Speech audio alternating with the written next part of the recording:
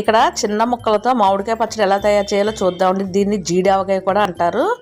ఇలా మామిడికాయలు తీసి శుభ్రంగా కడిగి ముచ్చుకులు కట్ చేసుకోవాలి. తర్వాత జిగురుని అంతటిని ఒక క్లాత్ పెట్టి శుభ్రంగా తుడిచి చిన్న చిన్న ముక్కలుగా కట్ చేసి ఒక 10 నిమిషాలు ఎండలో పెట్టుకోవాలి. ఇలా ఎండలో పెట్టుకోవడం వల్ల పచ్చడి తొందరగా పాడవదు. ఒక 10 నిమిషాలు ఎండలో పెట్టుకున్న తర్వాత ఈ ముక్కలను కొలుచుకోవాలండి. ఇక్కడ ఈ గ్లాసుతో 5 గ్లాసులు ముక్కలు అయ్యాయి. అలానే ఆవాలను మెంతులు కూడా ఎండలో పెట్టుకుని పొడి చేసి పక్కన పెట్టుకోవాలి. 5 గ్లాసులు మామిడికాయ ముక్కలకి 1/2 గ్లాసు ఆవు పిండి వేసుకోవాలి. 1 గ్లాసు నిండుగా కారం వేసుకోవాలి. మెంతి పిండి 1 స్పూన్ వేసుకోవాలి. 1 అర స్పూన్ పసుపు వేసుకోవాలి. 2 స్పూన్లు మెంతులు వేసుకోవాలి. ఒలిచి పెట్టుకుని వెల్లుల్లి రబ్బలు వేసుకోవాలి. 1 గ్లాసు నిండుగా ఉప్పు వేసుకోవాలి. ఇక్కడ వస్తే 3/4 గ్లాసు ఉప్పు వేసుకుంటున్నాను. కొన్ని వెల్లుల్లి రబ్బలు మిక్సీ పెట్టి అది కూడా మెత్తగా చేసి వేసుకోవాలి. 1 గ్లాసు నిండుగా నూనె వేసుకుని ముక్కలు బాగా పట్టేలా కలుపుకుని ఒక జాడీలో కానీ ఒక డబ్బాలో కానీ వేసుకుని పక్కన పెట్టుకోవాలి.